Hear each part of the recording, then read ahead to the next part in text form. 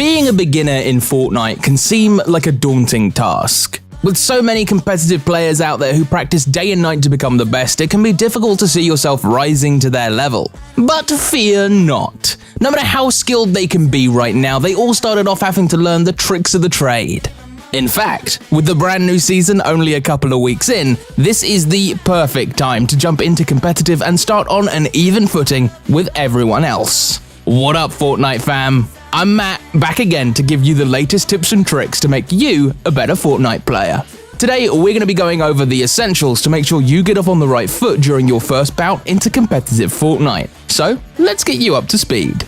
Competitive Fortnite is all about training, keeping a consistent workout routine, and finding other players that can help you practice. However, when it comes to playing a match, there are 3 essential components you will need to focus on. You need a good loadout, a decent amount of building materials, and most importantly, a plan.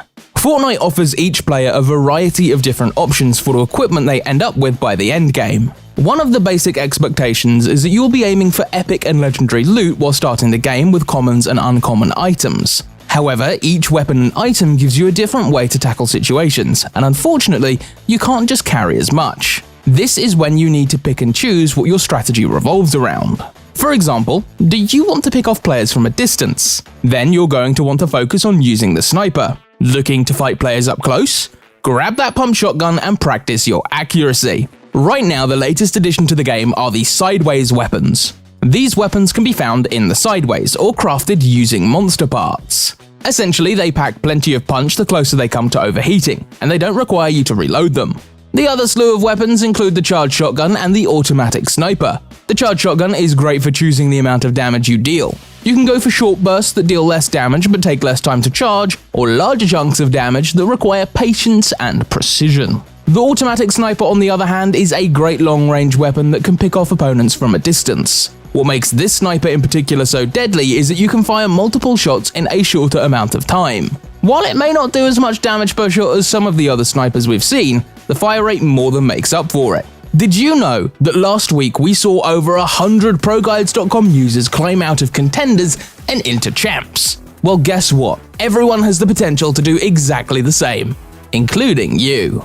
Unlock your Fortnite potential by visiting ProGuides.com through the link in the description today.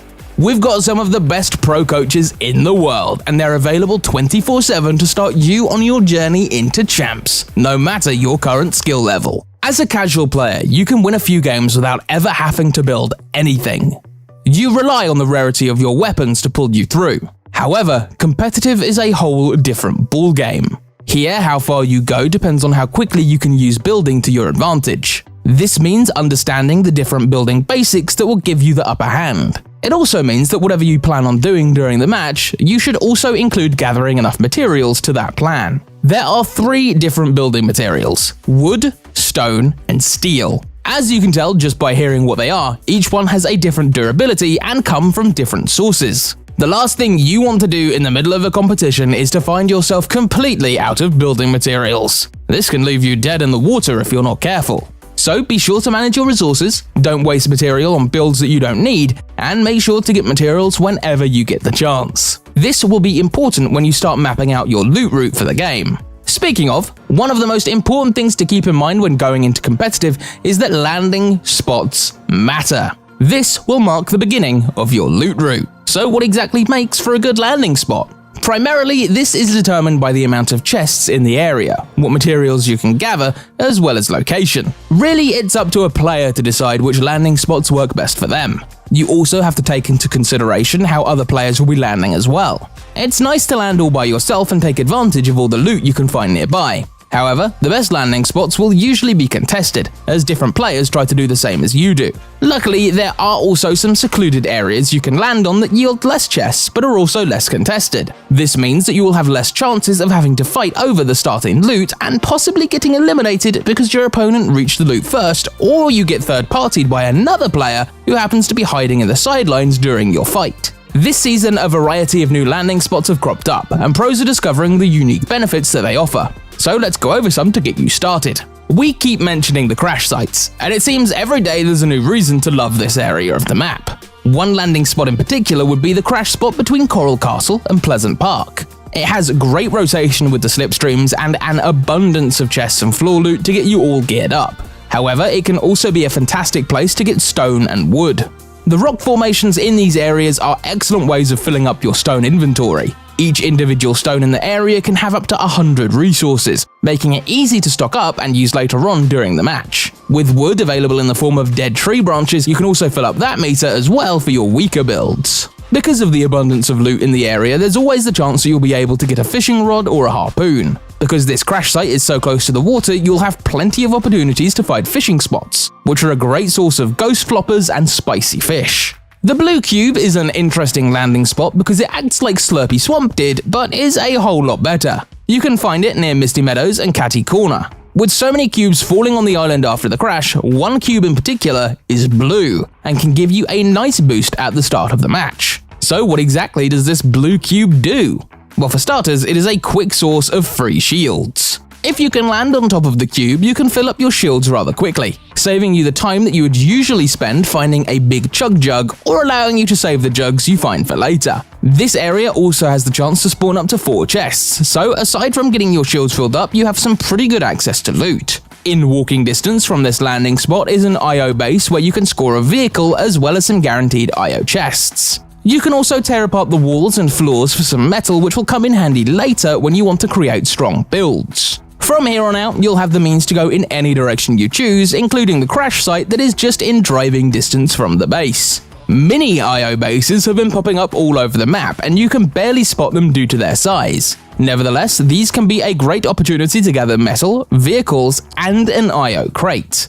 One can be found near Rainbow Rentals, which contains everything we just mentioned, plus some slurp barrels which can help you fill up your shields. Not only that, but due to its proximity to the ocean, it also makes for a great way to gather fish. While you're there, also be sure to gather building materials from the furniture inside the beach cabins. With these spots in mind, you can practice landing and getting your loadout and building inventory ready as quickly as possible. The more you practice, the more familiar you'll become with the area, and it'll all become second nature. If you're planning on competing, then be sure to have this location planned out ahead of time so you don't get caught off guard and drop in a random location. Always remember, preparedness is key.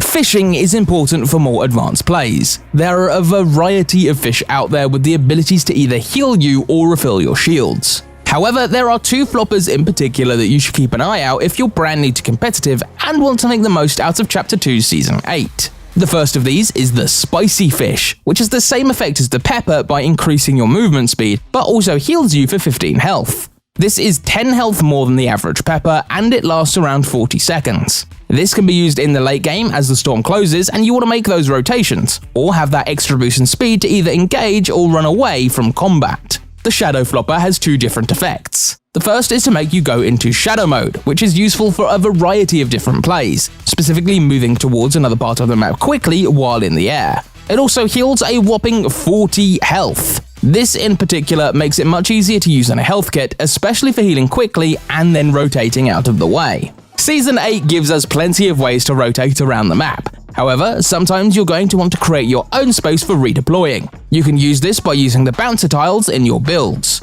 Start by creating a ramp as high as you need it, then a platform at the end. Attach a bouncer to that tile and you'll be able to launch yourself into the air and redeploy, giving you another chance to glide down towards another section of the map. When used in combination with the Shadow Flopper, you can get some serious air and move around freely.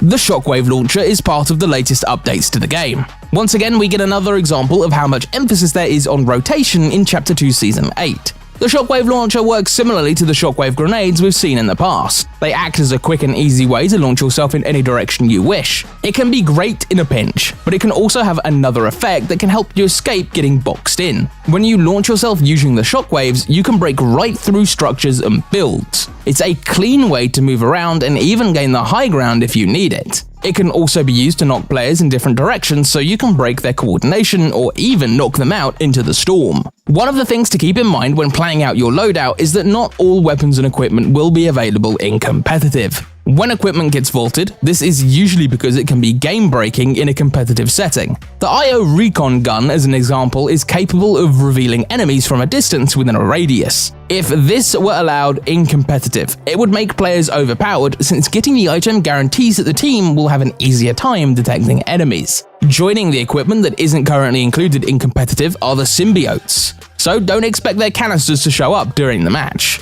If you're coming in fresh, then you may have come to learn that symbiotes have a wicked range for its attack, but also allow you to move around quicker, and even redeploy when you've gained enough air. While this may seem like a fun item to pick up, competitive needs to be balanced, and it did not make the list.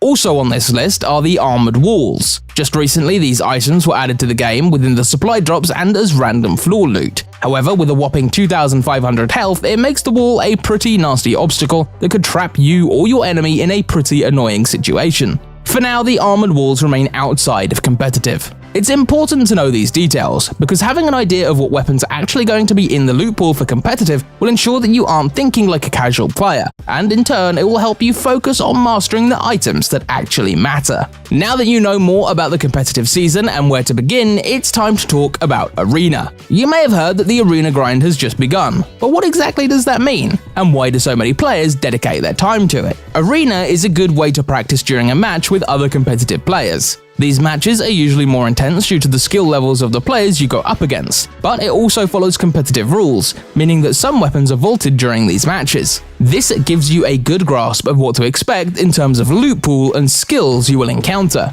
Arena also has another function, which is to rank you and allow you to access certain competitions. You may have noticed that there are many open tournaments that occur per season. Some are open to everyone, however some are locked until you reach a certain level on Arena. Most, if not all, pros aim to reach the Champion League in order to qualify for the biggest events of the season and the more lucrative cash prizes. Okay, that's all for today, Fortnite fam. As the competition starts to pick up, we're going to be seeing plenty of new action. So to keep up with all the latest developments, don't forget to leave a like and ring that bell. Remember, now is the time to start getting into competitive. There's no better opportunity than at the beginning of a season. Once again, I'm Matt, and I'm looking forward to seeing you next time.